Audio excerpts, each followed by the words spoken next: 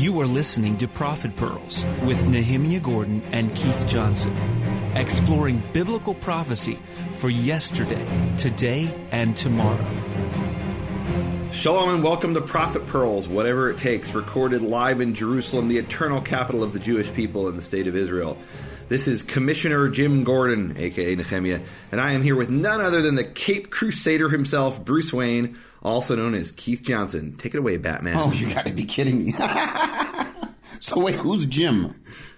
Commissioner Jim Gordon. He's like... His name is not Jim. Commissioner Gordon? No one's ever said his name was Jim. Where did you get that from? From the TV show Gotham. Oh, goodness gracious. I think he is Jim. I don't know. I don't think he's not Jim. But you're Batman, and I am not Robin. Yeah, no question. Hey, we got good news and bad news. I'm going to give you the good news first. Yeah, what's the good news? Good news is that last week we actually had Prophet Pearl partners. We did. I thought you said we're Roger and Bonnie. Roger and Bonnie, thank you so much for being partners. I was so caught up in what we were doing last week, and I saw something.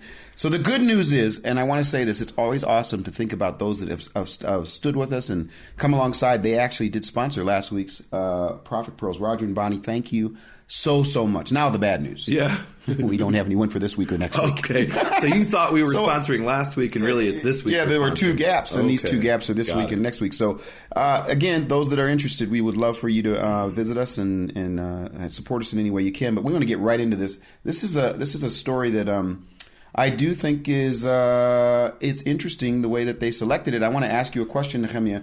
The Torah portion for this story. I always ask you about this. You were in the synagogue, and you would be going through every year. You guys are on a 1-year cycle or a 3-year cycle? 1 year cycle. 1 year cycle. So how many times do you think you heard portions? So how many years were you able to listen and know what was? How many times did you hear the Torah portions actually being read in the synagogue? I don't know. How many years? I have no idea. No. How many? Okay, do you remember when you first? Well, I first started going when I was a baby, but I don't remember that. Of course. When do you remember? How old were you when you started to know? I couldn't tell you. I don't know. Were you 7? Could be. Okay. How many years were you there until you left? I think I was still going to the synagogue until I was probably around 13 or 14. Okay. Awesome. That's a lot of years. Yeah. All right. Awesome. So anyway, you're listening to that. So there's a portion that's connected to this. And what is that portion? You got to put this into the Batmobile or Batcave. Actually, we're in the Batcave, aren't we? We are in the Batcave, literally. We're not literally. We're deep in the heart of a mountain. We're in the side of a mountain anyway. So yeah, the Torah portion here is Balak, which is Numbers 22:2 through 25. No, I'm sorry, that's the wrong one. We're in Chukat, which is Numbers 19:1 to 22:1. So when you hear about that, and so you're the person that's making the connections. Why the connection? What do you got? Okay, so this is the guy who's listening. No, this is the guy who's for years he's listening to these portions. See, for me, this is a new concept. Yeah. The first time that we recorded in 2012, I never remember the year. That was the first time I'd read through the Torah. I've read through the Bible several times actually in my life. But what I had never done is I'd never gone section by section according to this schedule, and it was really interesting to do that because when we did that the first time, of course, it was just the Torah portion. Now we're doing the prophets portion, and I'm not always sure what the connection is or why the connection and why certain verses are selected. Some are very, very clear, and others aren't. Well, I mean, so here it's pretty clear. It's that Numbers 21 verse 2. You start having the section there, or 21:1, on making oaths, or on vows, on what we call in Hebrew a neder. Neder is where you swear to God that you literally make an oath to God that you're going to offer a sacrifice or you're going to fast or something like that.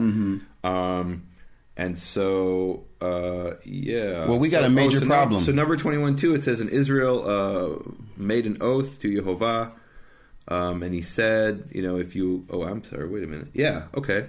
If you'll give this people in my hand, then I was talking about a battle that they had against the Canaanites here, and so the Israelites made an oath in that context. So you're going to tell me, just to be clear, and so the same thing happened with Jephthah. He made an oath. He said, "God, if you give me the people I'm fighting in my hand, then I'll sacrifice the first thing that comes." The whole system breaks down.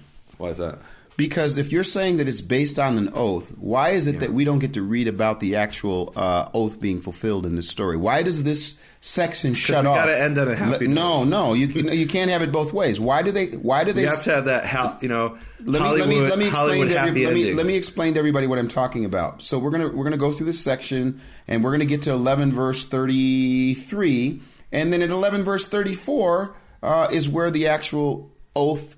The application of the oath takes place, and those that picked this section said, you know what, we're not going to talk about it. We're going to cut it off right there. And you think about this now. We're going to pick this story because it's connected to oath. Yeah. Jephthah makes an oath, but we're going to cut the story off. You'll just leave that to you as homework. I really think there's an issue there. And actually, if we have time when we get to the end, I want to give you an opinion of why I think this actually is in Scripture and why I think it's important that it's in Scripture. Okay. Because, they say, let's stay away from that. It's almost like, and again, I don't know exactly why, but to pick this story, but then to not actually have the parallel of the oath itself and not seeing it where it's clearly in Scripture. They just don't have the fulfillment of it. They don't have the fulfillment of it, which is a really, really difficult story to read. Yeah. So let's get started in this tradition you come from, where they want to pick and choose sections of Scripture and cut them off and take. The more we go through this, Nehemia, I'm wondering about the agenda. I'm really having a problem here would have with been the an agenda. Here would have been the picking and choosing. Here would have been the alternative, and nobody did this. Would have been to say we're going to take the entire prophets, we're going to break it up into a 7-year cycle, because that's probably what it would take. I actually did the statistics early on. What we're reading is 12% of the prophets, so it might even take more than 7 years to get the whole thing really done right. It might be a 10-year cycle. And then over 10 years, every week we would read a small portion, and eventually we'd read the whole thing. And they could have done that. That's a ridiculous idea. Why? Because 7 years, okay, so you're saying 7 years and taking the whole prophets. I think... Okay, so let me ask this question. Go ahead. Yeah. No. I think the issue being, okay, let's find a passage that connects to the portion. That's why I'm bringing it up. Oh, so you're saying 7 years? You're always going to miss something, and you're right. So part of their principle this is a pretty big one to is miss. We have to end on a happy note. Yeah, that's clearly the principle they were employing. You want people walking out of the synagogue saying, "Oh yeah, hallelujah, God's good," instead of, "Oh boy, we're in trouble." Well, I just want to officially say at this point in our process, we're now probably 38 episodes in. I don't like the picking and choosing. Okay. I don't like the picking and choosing. You heard it here for the first time. You heard it here from Keith Johnson. From the Cape Crusader. Yep. Next year, we will be doing the entire prophets. No? With that, let's continue. Now, Jephthah the Gileadite was a valiant warrior, but here's that word, but. Well, in Hebrew, it doesn't say but. It's and. And, okay. Which can mean but. It can mean it. And he was the son of a harlot. Now, we just did a section not only last week, when we're talking about Rahab. And here now we're again talking about this issue. Well, we're not really talking about it. They kind of get past it pretty quick. It's an important point. It's a very important point, but I'm saying how it applies. Yeah. They get right to that. And he says, and he was the son of a harlot, and Gilead was the father of Jephthah. Now, weren't you supposed to be able to stop and say, they've given us the name? They don't give us the name of his mother. They give us her profession. But then they give us the name of his father. Mm-hmm. And it's interesting, Nehemia, when you read through the Torah, there are many in the Tanakh. There are many times where you get the mother. Like you go to a king, and the king will say, they'll say, and this was King so and so, and his mother's name was, and this was named same so, and you're supposed to be able to know, this is the father, whatever, but the mother's name. But anyways, in this situation, the mother's not there, and she bore him sons. And when his wife's sons grew up, now, so here's what. Okay, maybe this isn't as. It's pretty clear. So Gilead has a prostitute who has a son, and Gilead has a wife who also has sons. Right. And when his wife's sons grew up, they drove Jephthah out and said to him, "You shall not have an inheritance in our father's house, for you are the son." And it doesn't at this point say you're the son of a prostitute. It just says, for you're the son of another woman. Yeah. Is that a nice way of dealing with it? I mean, it's not consistent with the Torah. They don't have the right to do that. There's certainly this right of inheritance in the Torah, and you can't deny someone a right of inheritance just because they're from a different mother. Okay. And whether she'd been a prostitute or not, they could have had a situation where in other words, let's say he married their mother and had children, and the mother died, for example, and then he married a second woman, so they were going to still deny him the inheritance. What? And they're making this excuse that she's a prostitute, but that's not a Torah argument. That's she's the wife of another. By the way, there's some question as to whether his father's name is actually a man named Gilad. Oh. Because Gilad is the region in which he's from. Okay. And so it's also possible that Gilad is, he is the son of Gilad, not literally of a man named Gilad, but of the district or the region, which is in Transjordan. It's the Hashemite-occupied east bank of the Jordan River, the Kingdom of Jordan. It's funny when you do there, when you lay out your little statements, the Hashemite-occupied east bank. Right. So the Jordan River has two banks, a west bank and the east bank. Mm-hmm. And the east bank is occupied by this tribe called the Hashemites, who came from Arabia about 100 years ago and stole the country basically from the Jews. Impressive. Yeah. So he fled. Now, this is the point. It says in the first part they drove him out. Yeah. And then the second part he says he fled. Which one was it? Or was it both? I mean, presumably it was both. If someone's coming at you with pitchforks, you run. Okay, so when they say drove him out, it's like, okay, hey, get out of the neighborhood. It's a little bit more than just saying get out of the neighborhood. No, that's what I want to hear. Yeah, it's ligaresh. Yes. It's they drove him out. They're on his tail. Yeah. Yeah. And so he's like, look, you're not going to take me out here. I'm out of here. Yeah. So he leaves. And I love this. I actually have a little story I want to tell about this later. But he says, and he lived in the land of Tov. You got to talk about that. Yeah. Share your story. No. The story's not at this point yet. Okay. And then it says, I wanted to find out about this, and then it says, worthless fellows in NASB. Worthless. Some guys. I accept that translation. Do you really? It literally is rekim, empty. They're empty. Right. Yeah. Empty people. And really what we have here is a situation where he's an outlaw. He's literally in what we would say is he's outside the law. Mm-hmm. He's been driven out of society. He's living on the fringes of society, basically defending himself and, he's living off the land, so to speak, and, left to his own devices. And he ends up, and it's actually very interesting parallel to what happened with King David. Mm. So David is this refugee hiding out from Saul before he's king. I mean, maybe technically he's king, but he's not in practice king. He's hiding out from Saul in the land of the Gittites and in the land of the Philistines. And we hear about how he attracts this band of merry men, so to speak. Uh-huh. Meaning, and actually that, and I say that on purpose because Robin Hood was a similar situation. Robin Hood is the story about the man who lives out in the forest, and all the outlaws come and are attracted. They're like, well, we got to go somewhere, and here's a guy who we could join up with. And so they develop these fighting skills, and that's important for the story because if he was living his cushy life along with the brothers, he wouldn't have had developed the skills that later they need. Mm-hmm. These skills of self-reliance and survival that then become crucial for him fighting the enemy. Okay, well, you go ahead and jump ahead there. So you're telling me that there's basically a connection with the fact that he's in a difficult situation. Absolutely. That's the whole point. And let's get to that point. And really, it's one of those situations where, like, oh, now all of a sudden you need a man like me. Yeah. Now, can you say something about the land of Tov? No, I'm not going to say anything about that yet. I have a little shift. So we've been going through this thing. We do this thing, and then you tell me, read this and read that and read this and that. And then you open up and say, I'm Batman. Look, you can't keep telling me read. If you want a verse read, you really want it read, I want you to read the verse. And why do I want you to read the verse? Because there's a really cool thing that happens. And I want people to experience this. Nehemia, you're not looking at the English version in many cases. You're looking at the Hebrew, and then you're translating.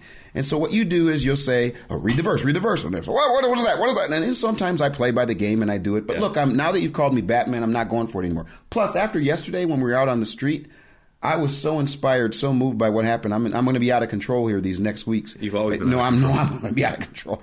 And actually, this story is part of it. But when we get to a situation where you really want a verse read, I just want you to read it because it's a really cool exercise. Yeah. I want people to know again why this is important because we speak the English language. When I say we, the high percentage. Anyone listening to this in English? No. The high percentage of people that are listening that are English speakers. Yeah. That's how they understand. So if you sit and you start rattling off Hebrew, they'll be like, okay, quickly, what does that mean? Right, I'll read it. And my point is, it's a really cool thing though, because what you are needing to do is you're taking what you're reading in Hebrew, and you're saying, so what would be the best ways to translate this? Yeah. You're actually you've become a liar. I'm a liar. You're a liar. That's L-Y-R-E? that's what translators are. They're liars, don't you know? No, the expression is the translator's a traitor, not a liar. They're the traitor. And that's because they say a translator, he betrays the language that he's a betrayer. He betrays the language, and that's because you can either translate literally, and then you're translating literally, but you lose the flavor, or you translate according to the flavor of the words, and you lose the literal meaning. So the what's cool translator to me? is a traitor. What's cool to me, I love being a traitor. Yeah. As it pertains to this, because then I have a choice. You actually have a choice. If you're looking at it, you have a choice, and many people that don't ever get a chance to have access to their information that way, they don't ever have the choice. So I think it's a really cool thing. Well, the beauty of I sometimes you'll say read it, and I'll say no, and then you'll have to just translate for us. He says, Laura said, Laura said, I don't want. I don't want. Okay, I don't want. Here we go though. All right. So we're at and it came to pass from days or sometime later, years later perhaps, the children of Ammon fought with Israel. And it came to pass when the sons of Ammon fought with Israel, and the elders of Gilad came, and there it definitely sounds like it's the land of Gilad, came to take Jephthah from the land of good, from the land of Tov. And they said to Yiftach, go and be for us a katzin, and we will fight with the children of Ammon. And that word katzin is really interesting because do you have anything to say on katzin? Well, no, actually I have something else to say. So here's a really cool thing that we do. So you do an entire translate. You actually read the entire passage in Hebrew, and then go to bfainternational.com, nehemiaswall.com. We got to say that one first, because you're the person that's actually doing this actual passage in Hebrew, so that they could actually hear it line by line in Hebrew. What I was actually asking you to do was that I wasn't saying to you not to have to do that twice, because I'm going to do it. I'm going to do it my way. Oh. Or you can do it. Okay, Continue. So I want to talk about katzin. It's an interesting word. In modern Hebrew, katzin means an officer in the military. In biblical Hebrew here, it's not entirely clear what it means. And it definitely is some kind of military leader as well, but it's not necessarily that, or not. It is not that formal role that it has. In other words, you have enlisted men and you have katzinim, officers in the modern Israeli army. The word katzin, interestingly, it probably means literally. It comes from the literal word meaning judge. And so, for example, the Arabic word, Arabic is a sister language of Hebrew, has the word qadi, which is just simply the Arabic pronunciation of katzin, and there it just means a judge. Like you go to a regular judge, and that's called a qadi. And so that's interesting. Here we have this military leadership word, katzin, which somewhere in its background has the connotation of judge. At least in other Semitic languages, it means judge. And then we have these shoftim, the entire book of Judges. But other than Devorah, they're not actually judging, they're fighting. And so in Hebrew, there's these two different concepts: to sit in judgment of a trial and to be a military leader. And they have this connection in the ancient Semitic culture. And Deborah's also fighting. No. She's sitting under the tree. Listen to the you guys. She's sitting under the tree, judge. Listen to the Prophet Pro section on Deborah. I argue that she's a bad warrior. All right, you and your feminist agenda. Let's go on. Verse 7. And Jephthah said to the elders of Gilad, did you not hate me? Did you not drive me out from the house of my father? And why do you come to me now when kasher tzag lachem, when there is trouble for you or there's an enemy to you? And now I'm going to answer that. Yeah. So why do they come to him? Why do they come to him now? And as before we get to the verse, he said, they say that you may go with us and fight with us. Yeah. Okay, but let's talk about really why they came to him. Yeah. They weren't equipped. You talked about this, him being equipped. Right. And actually, I think about something as it pertains to his background. I was actually over in Nehemia, and one of the ministry opportunities I had was to go and speak at a ministry of prostitutes.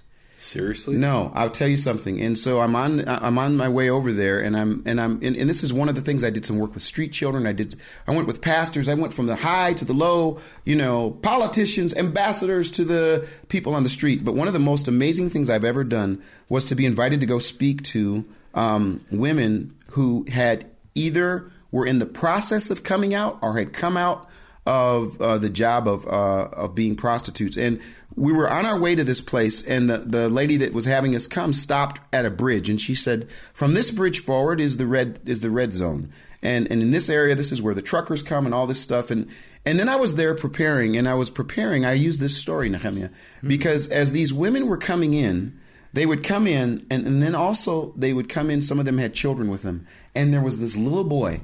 He couldn't have been more than 2, and I looked at him and I called him Jephthah. And I said, this little guy right now whose mother basically was out on the street as a prostitute and the grandmother was bringing the little boy there. As I was going through the story, I was saying it isn't often, especially in my background, where when you talk about prostitutes, you get past that real quick.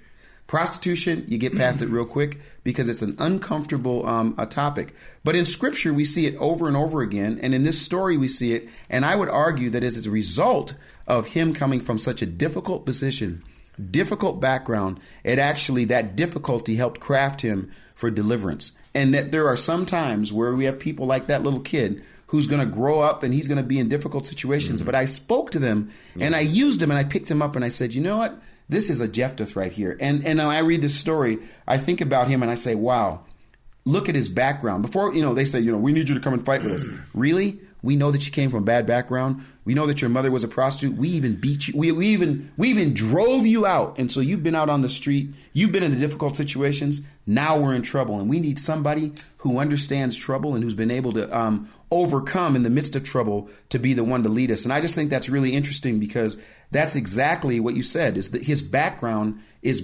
coming to the forefront to be a part of deliverance. And I want to say something. There are people that are listening who've got really difficult backgrounds. There are people listening right now that could be called Jephthah. They come from difficult circumstances that some people would say, we don't even want you around us, whether it's family relations,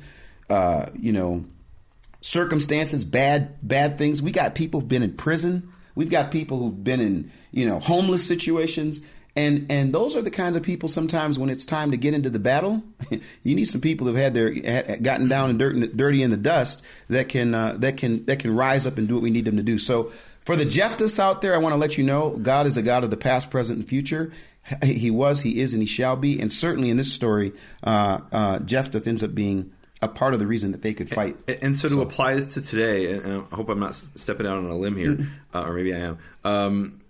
Basically what you're saying is somebody who's lived an easy middle-class life without any kind of trouble in situations, when they get plunged into spiritual warfare, they might not be ready for it. But somebody who comes from a difficult situation, they may have developed some of those skills of how to deal with temptations and challenges and struggles, survival, right? Yeah. But also both in a physical sense and a spiritual sense. Right? And I want to say something, not to be argumentative, but there's middle class folks out there that have as difficult situations as anybody. And in other words, it's not just financial, it's not just comfort. Right. It can be because of abuse. It can be because of absolutely. There's so many things, and people are listening. I said an easy middle class. No, I know. You're right.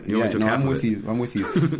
But there's so many different ways where we have to have that Jephthah background, and in that Jephthah background, it ends up being something being used. And I think that also is a story about Yehovah's goodness in terms of how he uses our past, present, and to be to deal with this. Anyway, and I'm reminded reading the story about Jephthah, and just to tie it into a kind of a modern situation. There's this movie that I absolutely love with Jack Nicholson, where he is on trial, and it's called A Few Good Men, and they have this story about how they're like, look, you're this hard, rough guy, and give us the truth, and he has a famous speech, you can't handle the truth.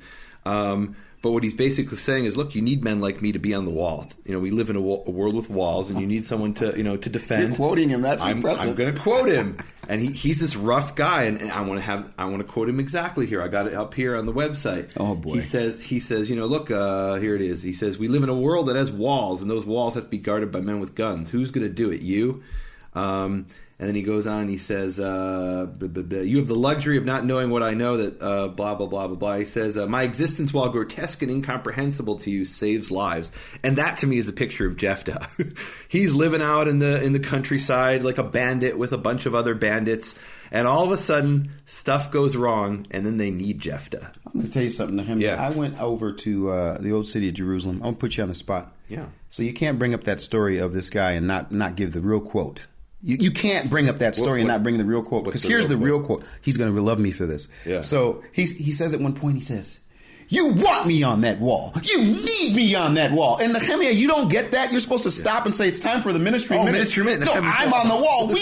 You're supposed to say to the people, "Look, you won't do it. You want me on that wall. You need me." And Nehemia, we need you on the wall. Come on, talk about it. We said nehemiaswall.com, that my ministry, McCordy Can you Foundation. say that you want? Yeah. Well, no, I mean, so there's something to that, So yeah, absolutely. If look, I've been on that wall and I've been slugging it out in the with the Hebrew texts and you're the ancient controversial sources, and I don't want to be controversial. You are controversial, but you know what? When you're on that wall and you're under spiritual attack, and look, I've been in some things in my life spiritually that have prepared me for this. Not kind of like what he's talking about, but in the spiritual side of it, yeah. And so you know what? You want me on that wall. You need me on that wall. No, he's not quoting it good. I'm going to say it for him. Can I be your voice? Like your guy you hired to be your voice? Nehemia Gordon from the Torah Scream of... How do you call it again? Raw stream of Torah consciousness. I want to do one that says, Nehemia Gordon on the wall. We want you on that wall, Nehemia. We need you on that wall. Amen. No, that's it. That's the line. No, yeah. But really, and the truth is, it's really easy to sit in your situation there, like the brothers, and say, okay, we had this uncomfortable situation. Our father went to a prostitute and fathered a son. We want to get rid of that because that's a challenge we don't want to deal with, even though it's against the Torah. Mm-hmm. It's much easier to say we're righteous and we live by Torah, but we don't have to deal with the struggles and the challenges. And then meanwhile, Jephthah, he develops those skills. And yeah, the image I've had is Nehemia's wall, and it's they're building the wall. On one hand, they've got the weapon, the other hand, they've got the building tool, and he's standing there with the trumpeters. And you know what? He's the guy who's going to get a lot of the flack. He's the guy who's going to be the target. When the enemy comes with their arrows, they're going to first target the man standing on that wall with the trumpeters. That's the one you want to go for first because he's warning the other people. And I've gotten a lot of arrows in my time. Yeah.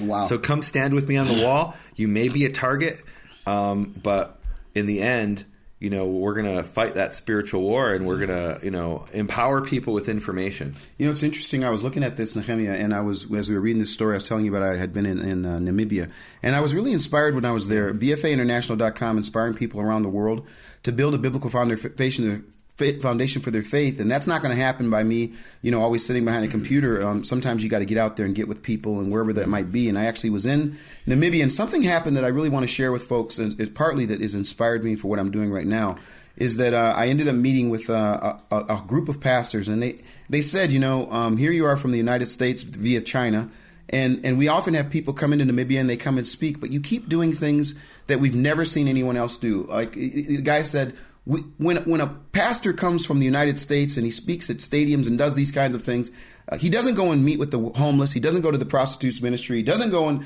do these kinds of things. And they said, we want to know why. We want to know what it is about your ministry that really sort of has crafted you that way. And a lot of things that came out of those meetings is these men, they really wanted to know what's behind what they read in English. It really is really phenomenal. They want to know, so how do we get a chance to interact with the original language of Scripture? And they're one of the reasons that we started this beginner biblical Hebrew course, which is now available on the front of the website, bfainternational.com. If you're a part of the premium content library, you can actually go through this audio course.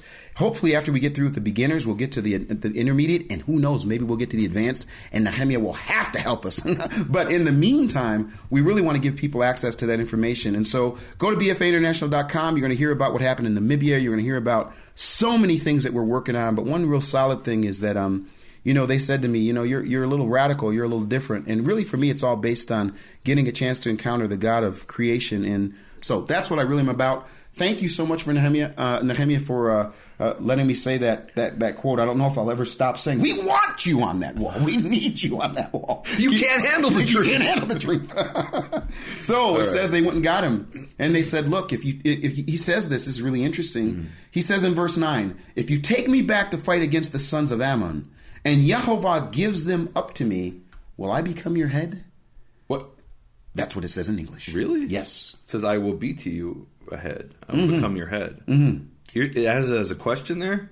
He's asking, he says, now look, when this happens... Oh, no. So in the Hebrew, it's a statement. It's not a question. Amen. I will come to you, or I'll be for you. In other words, this is the deal. Or this is it. You want, take it or leave it. Yeah.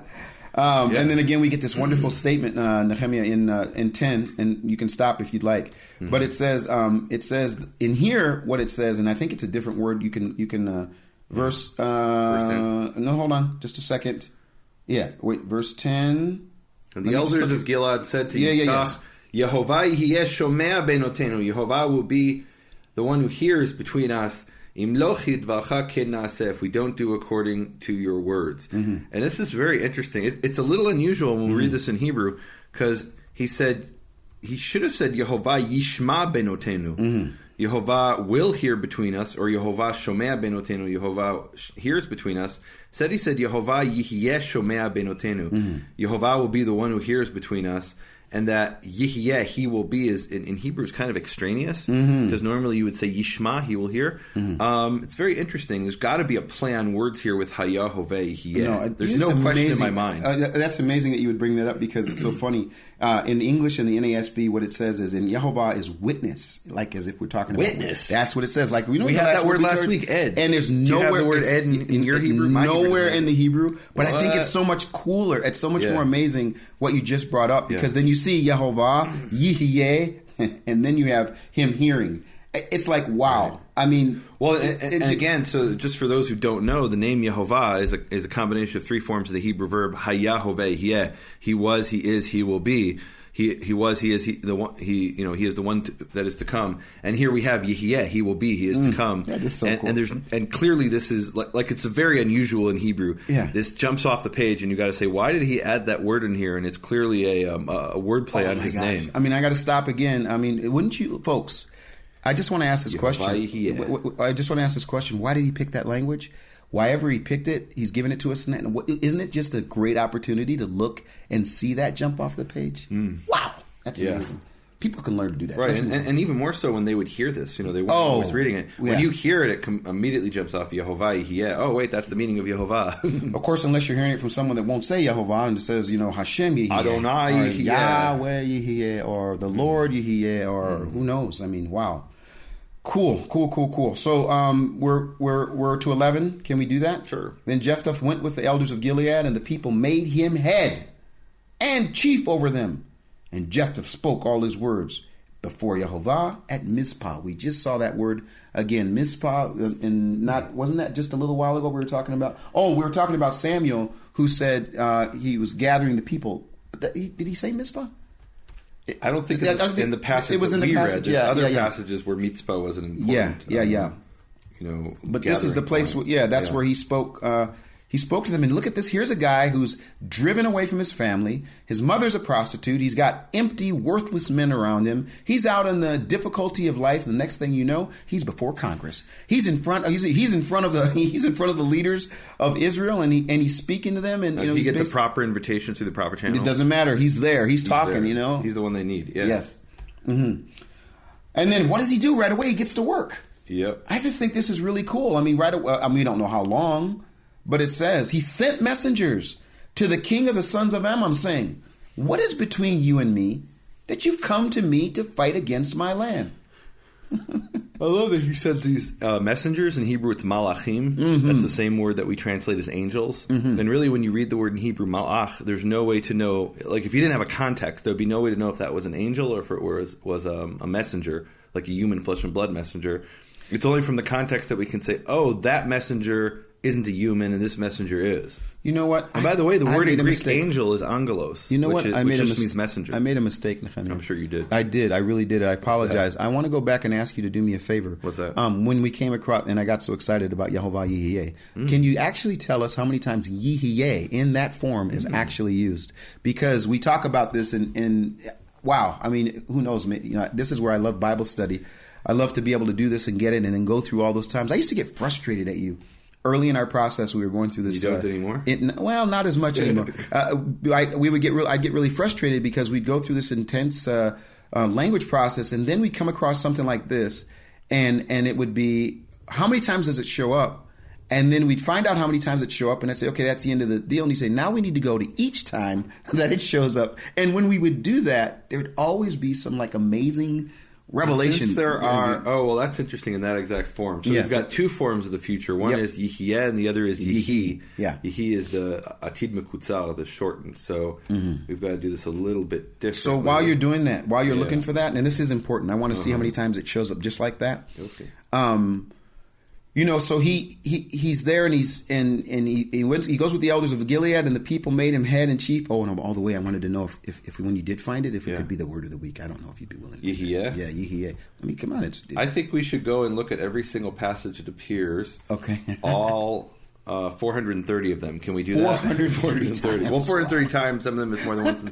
So, for example, the first time it appears is Genesis 1:29, where it says Lachem yehat leochla. It's talking about the plants, the trees, and the fruits. It'll said it shall be for you for food, and then we have the word Yihye there, but it's 430 times. So you want that to be the word of the week. So the word is yud hey, and Yihye, and the root is hey yud hey, and it means he will be. That's pretty easy. Well, no, not just. But it's the same as the root as Yehovah. And that's because the word Yihye in the future is he will be, but in the present it's hoveh, and in the past tense it's haya. So in that middle form, in the present form, it that yud changes into a vav, which is extremely common. Yeah, but in Strong's Concordance, it's number 5621. It says is it really? Hoveh is destruction. So how can that be? Oh, Which one is it? Is it? So that's a different root. That's hey yud hey versus hey vav hey. Absolutely. All right. Hey, folks, you can learn this information. Let's continue. Now, Jephthah sent messengers to the king. He says, "What is between you and me, that you have come to fight against me?" So now the messengers go. Yeah. And the messengers, do you think they said it just like this? What's that? That's what it says. What is between you and me? In other words, Jephthah says. They're quoting him verbatim. Wow. And that's because in biblical Hebrew, you don't have what we call in English an indirect speech.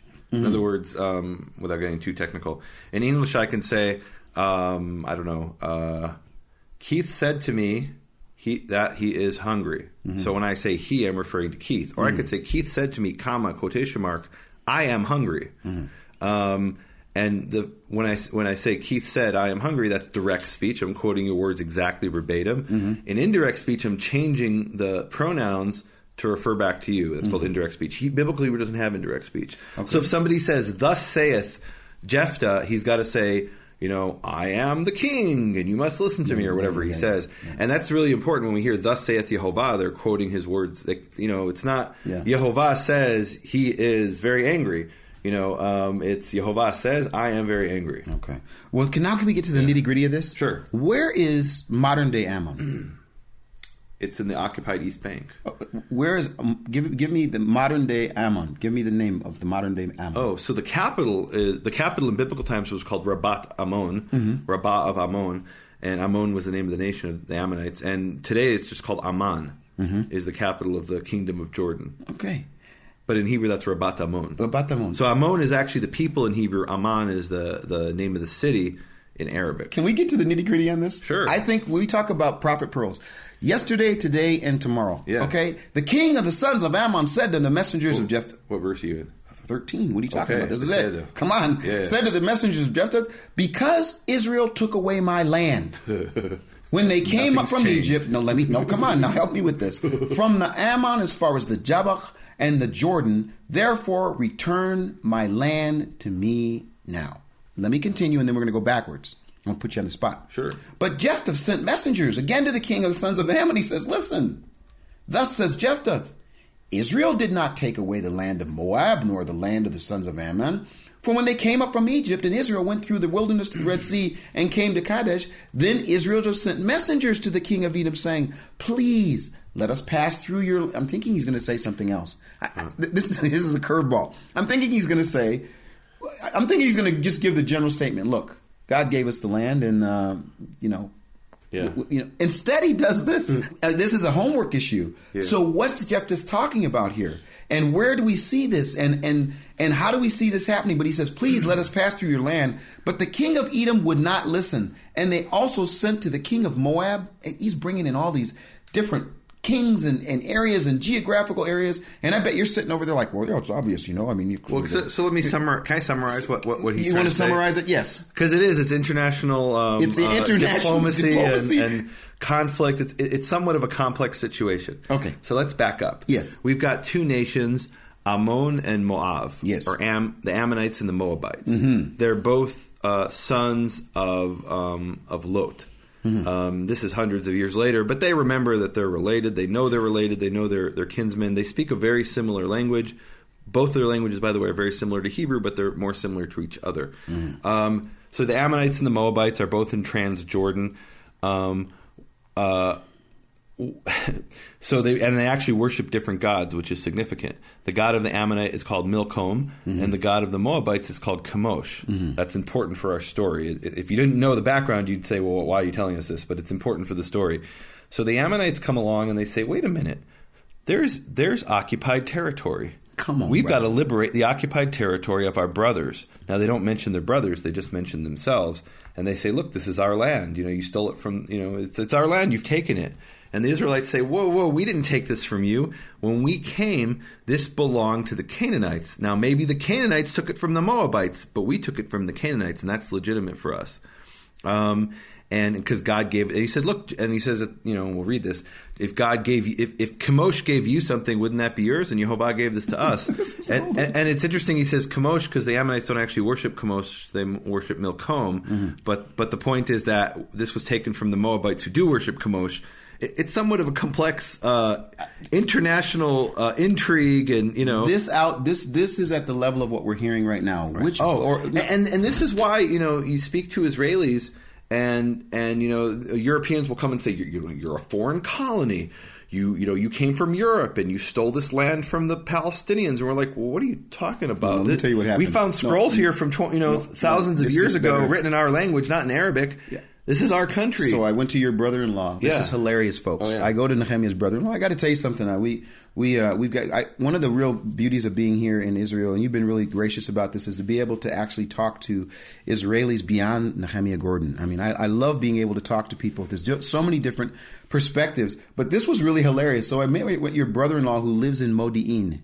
And Modi'in is how far Nehemia... Are you talking about David? He doesn't live in Modi'in. He lives in Jerusalem. Because I'm not talking about David. David. You're talking about Raphael. I'm talking about Raphael. Oh, did you speak to Raphael? No, I spoke to Raphael. So listen, what are you talking about? I wasn't there. No, you were there. You don't remember this. So listen, okay. so I'm talking to him, and it happened to be at one of those intense times where there's discussion about what's going on with Israel, and I say to your brother-in-law, I say, so as it pertains to, such and such the West Bank, and he said to me, what?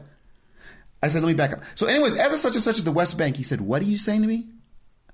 I said, the West Bank. He says, what's that? And he was not being facetious. His point was, he was like, when you bring that up, when you use the word West Bank, you're talking about something that's been created. And what he was trying to do, and I really appreciated this, what he was trying to do is he says, let's go beyond that. Let's talk about the real history. And he went back and started talking about this happened, this happened, this happened. So I'm reading this story. And just to be clear for people, what they call in America the West Bank, that is this artificial term to delegitimize the Jewish claim to that area.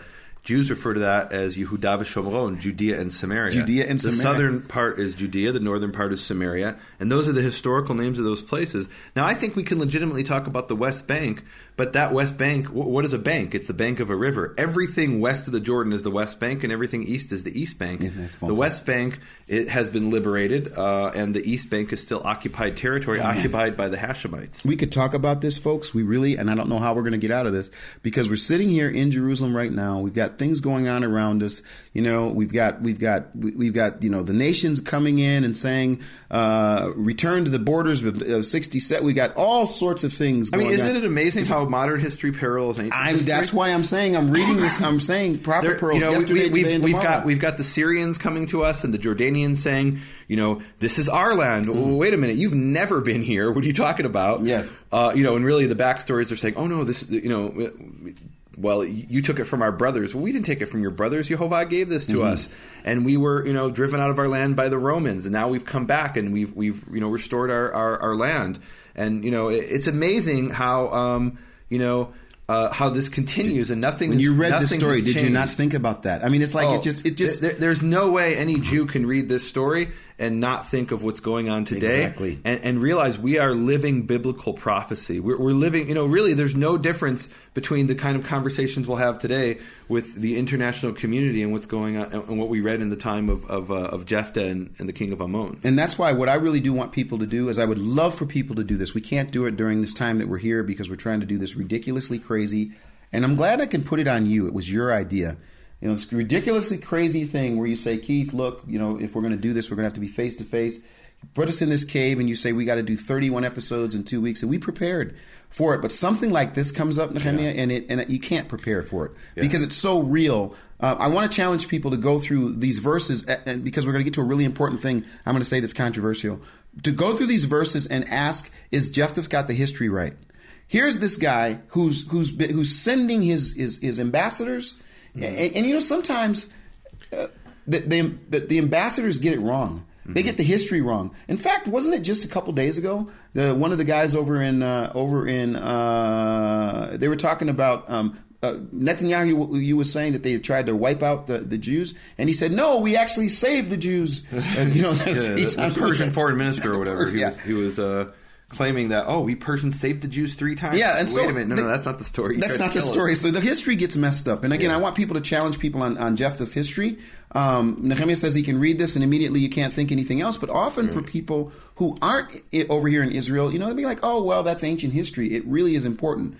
But I would challenge, I wish we had more leaders that would do what Jephthah did. Yeah. He did something so cool. He says... Can we read verses 23 to 24 before you go ahead? Go ahead? Yeah, go ahead. It says that now Yehovah, the God of Israel, has given an inheritance the Ammonites before his people Israel. And shall you inherit it from us? Yehovah has given this to us. You're going to go inherit it. And he says, verse 24, is it not true or is it not that which Chemosh, your God, gave you to inherit, you will inherit, and all that Yehovah, our God, has given to inherit before us, shall we not inherit?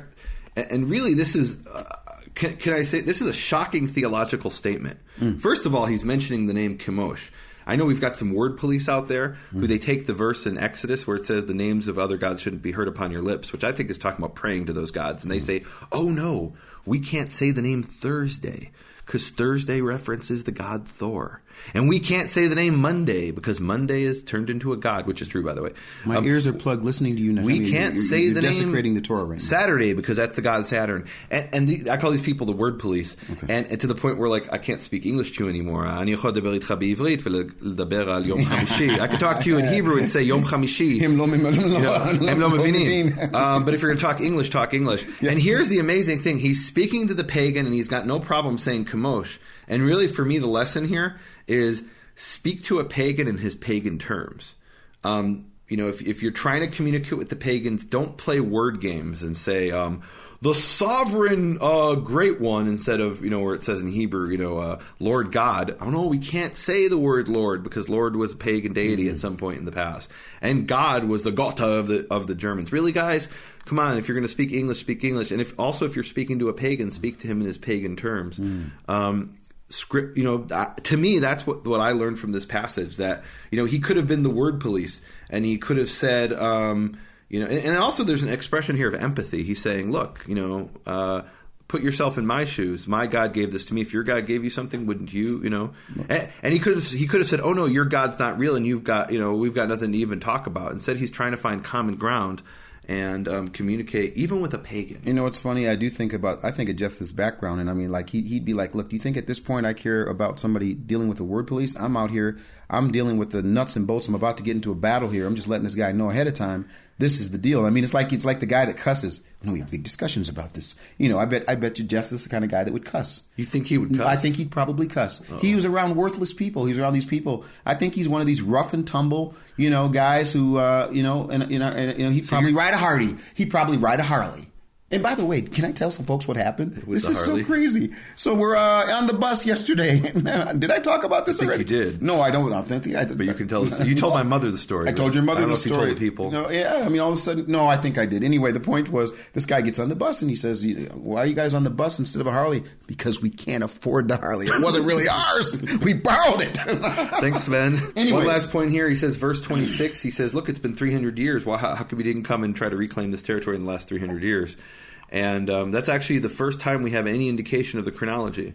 In other words, you know, one of the things we talked about last week in last week's episode is that there was this figure Bidan, who was one of the judges that we don't hear about in the book of Judges. And what that tells us is we don't know everything that happened in the period of the Judges. And because of that, we cannot reconstruct a clear history in our modern terms of, between 1222 BC and 1151. We can't do that. We don't have that much information. Here, for the first time, we're finding out there's been 300 years from the time of Jephthah, from the time they entered the land until the time of Jephthah. And the next time we're going to get a chronological indication, a clear chronological indication, is going to be when Solomon finishes the temple, which is in, 480 some years after the Israelites came out of Egypt. So that means from the time of Jephthah, and remember, so it's 40 years they were in the desert. So it's 440 years. So there's approximately 140 years from the time of Jephthah until the time of Solomon. Wow. That's interesting. That's really interesting. Yeah. Well, verse 27 is where I said I wish that we had more leaders. In fact, I wish, I don't know. Do you think Netanyahu listens to Prophet Pearls? I'm sure he does. I have no Maybe idea. it's not him. We don't know who's going to be the actual prime minister. The voting comes on after we're done with this show. We will have taped the show, and by the time that this show's on, it'll either be a new prime minister or the old prime minister. But I got to tell you something. This verse, Nehemia, in 27 is really, really, really, really strong to me, because what he says is, in other words, enough history now. Enough history. When did it happen? Who did what? He says, I therefore have not sinned against you, but you're doing me wrong by making war against me, referring back to the fact that the Ammon is coming against Israel. And he says, may Yehovah the judge today. He's calling upon. May Yehovah the judge today between the sons of Israel and the sons of Ammon. When it really comes down to it, who's the one that's got to be the judge?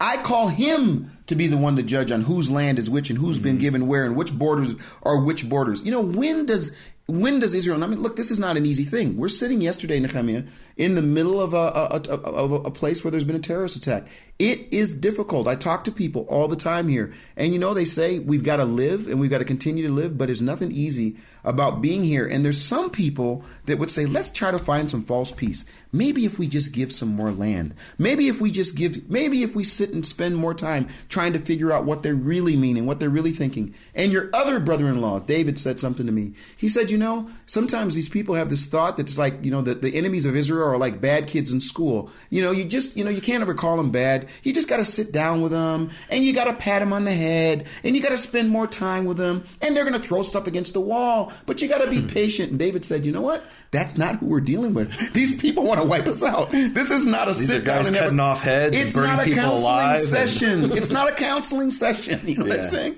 And honestly, I just have to say, being here, it really brings it to the forefront that what Jephthah ultimately is going to have to do, he's going to have to fight.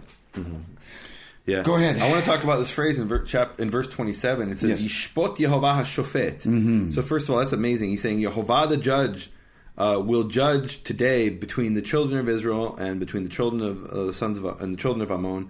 And it's interesting because we're in the book of Judges, and Jephthah is the judge, but he acknowledges there's a judge above him. It's a very specific and intentional phraseology he uses. But also this phrase, Yehovah is going to judge between two people. So we have this a number of times in the Tanakh. For example, in Genesis chapter 16, verse 5, and Sarai said to Abram, this is before she's Sarah and before he's Abraham. Sarai said to Avram, she says, Chamasi alecha, my injustice is upon you, my chamas is upon you. I gave my maidservant in your bosom, and you saw that she gave birth, and I was disgraced in her eyes. And she says, Yishpot Yehovah beini u'beinecha, may Yehovah judge between me and you. Then again, we have this in 1 Samuel chapter 24, verses 13 to 16, where David is saying to Saul, Yishpot Yehovah beini uvenecha, may Yehovah judge between me and you. And I'll skip ahead. People go do your homework and read the rest of this. Yes. 1 Samuel 24:13-16. In the end, he says, V'haya Yehovah l'dayan v'shafat beini uvenecha. May Yehovah be a judge, another word for judge, dayan, and judge between me and you. It's a beautiful phrase. I absolutely love that phrase. And sometimes I'll be vexed. I'll be honest with you. I'll be in a situation where I want to lash out and scream at someone and respond with great intensity, and instead I'll take a deep breath and I'll say, may Yehovah judge between me and that person. Yehovah is the judge of all the earth. I don't need to deal with this. I'm putting this into His hands. Wow, Amen. May it be. So this phrase that appears a number of times in the Tanakh. This is really important to me. I love this. It really is an important thing for me. Amen.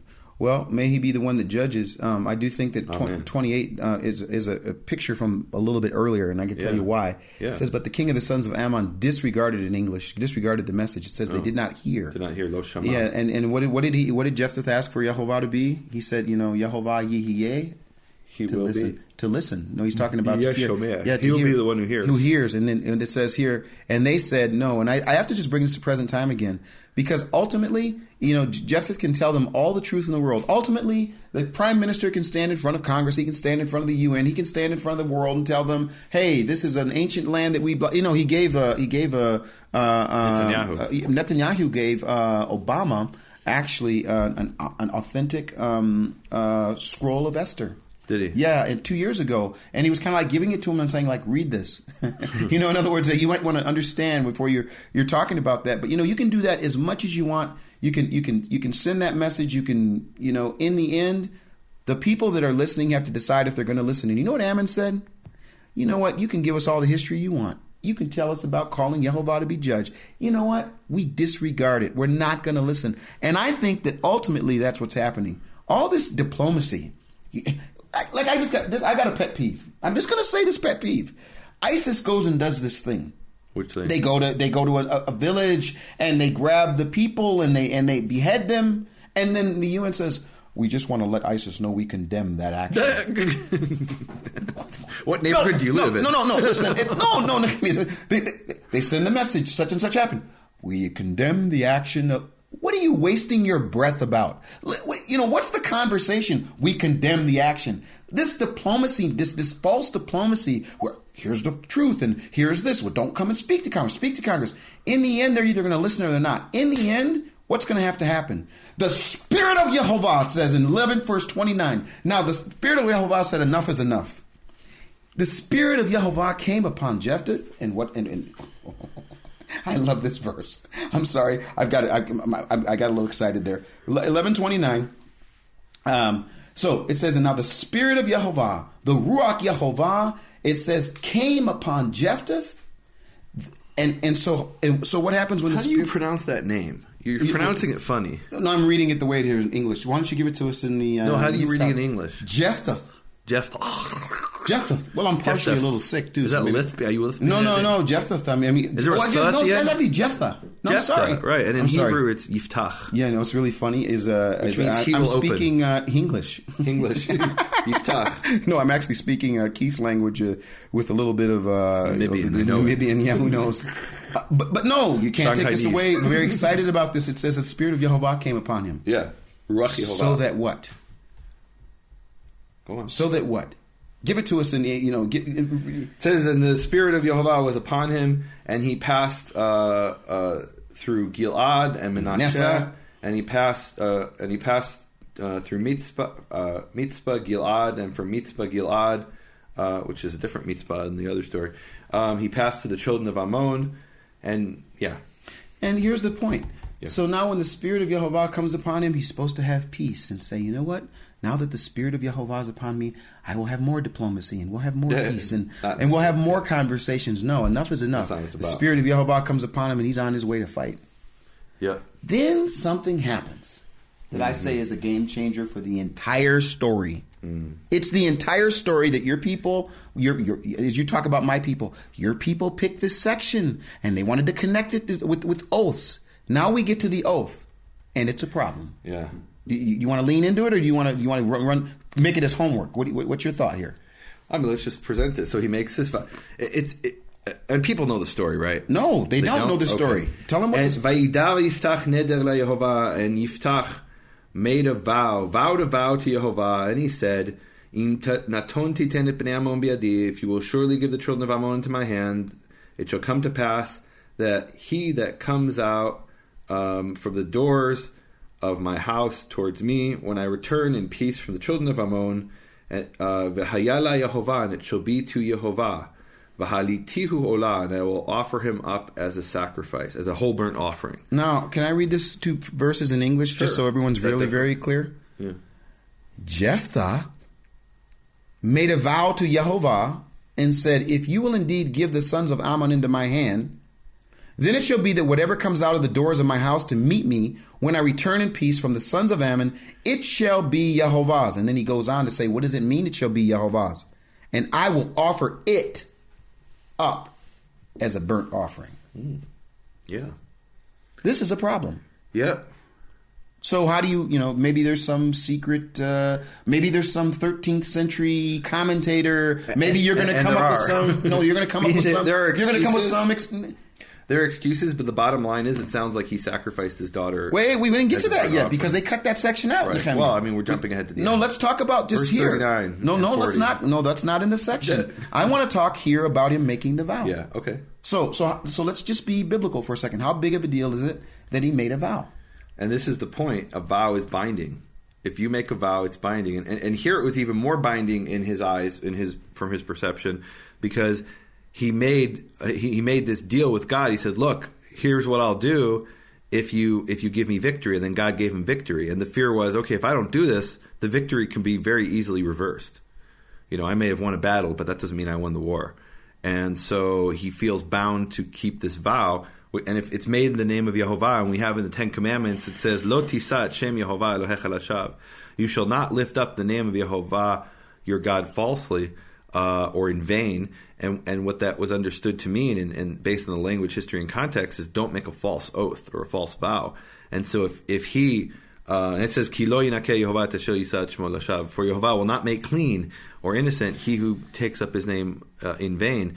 And so basically, if he doesn't sacrifice his daughter, that's an unforgivable sin because he made this vow. And the point is, look, be careful what you vow, because you could end up making a vow that will cause a lot of damage. And he obviously thought it would be a sheep or a goat that came out. But what if it was a dog? He'd be sacrificing a dog? Nehemia.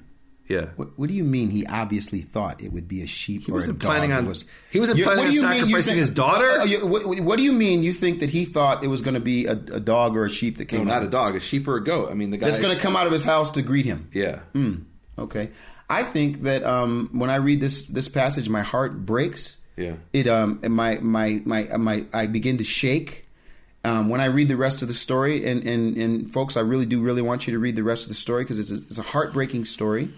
So his daughter comes out and meets him, and so because he's made this vow to Yehovah, which Yehovah did not require, Yehovah did not ask him to do it. It wasn't in Yehovah's mind for him to make that vow, but he got caught up. And as he got caught up in the moment, he got to talking beyond what he was. Who knows whether he intended or didn't intend? In the end, he makes a rash vow. He makes a vow that is life changing to his entire household. And you know what? I got to say something. There are people that are listening who've actually seen people do this kind of thing, not like this as it pertains to their daughter, but I hear about people that get caught up in their religious zeal. Where they say and do things that Yehovah did not require, did not ask of, that was not in his mind. But because they get so caught up and so wrapped up in whatever, pretty soon, and now the Lord said to me that I need to do blah, blah, blah. And you look at it and you say, where is that in Scripture? What happened here? And this is the downside of Jephthah. This is the part of him that maybe because he is out there in the difficulty of life or whatever, he who knows what is in his mind. All we know is he makes this vow, and as a result of making this vow, the first thing, it's not a dog, it's not a sheep, it's his daughter who comes out, and she even accepts it. She says, whatever you have vowed, I expect that you're going to... I think that Jephthah is coming while he was away from Israel, while he was out doing whatever. I think he's out there amongst a bunch of pagan things, and that's why he does know about Shemosh, and that's why he does know about these things. And it's my opinion, and it's only my opinion, that Jephthah is mixing some of what's going on, and this is the fruit of the mixing. The fruit of the mixing is he maybe in his mind is like those people who's got a little bit of that paganism in him, that thinks that somehow that by giving his daughter to offering his daughter up comes. I'm done with this. People read the rest of the story. You read the rest of the story. It makes me sick. I want to read Deuteronomy 23 verses 22 to 24. When you make a vow to Yehovah your God, do not put off fulfilling it. For Yehovah your God will require it of you, and you will have incurred guilt. Whereas you incur no guilt if you refrain from vowing. Mm-hmm. You must fulfill what has crossed your lips and perform what you have voluntarily vowed to Yehovah your God, having made the promise with your own mouth. So be careful what you say. Be careful what you say. But if you say it, you gotta stand by it. And it's a question to this day: should he have sacrificed his daughter? And even did he sacrifice his daughter? Meaning, you talk about the medieval Jewish commentaries, what they'll come along and do is come up with every excuse in the world how he didn't actually sacrifice his daughter, that he fulfilled his vow in some other way. No, he did do he did do it. I believe he did it. I understand you believe that, and I think you're right. But the point is, they come up with all kinds of excuses to say, well, he didn't really do it. He fulfilled his vow without killing her. He did something in her place. I don't know. It's a difficult story, and I think the point of the story is be careful what you say. And it reminds me of the passage in, I think it's in Ecclesiastes, where it talks about, basically be really careful what you say before Yehovah. Don't, here, it's Ecclesiastes chapter 5, verses 3 to 4, which is, obviously echoing what we just read. And it says there, when you make a vow to God, do not delay to fulfill it, for he has no pleasure in fools. What you vow, fulfill. It is better not to vow at all than to vow and not fulfill. Well, I want our friends to read 34, 35, 36, and 37, and tell us what you think. Yeah, tell us what you think. Post your comments on nehemiaswall.com, beingfairinternational.com. Yeah, and in the end, you'll if you read the story, it's heartbreaking. So it is a heartbreaking story. I don't think what it reminds me of. I hate to say this, but there's a fable about this mythical king Midas and who wants gold, and whatever he touches his daughter, and she turns to gold, and it's almost to the point where I'm quite confident that the Greeks took that story from the Bible and twisted it in their own way.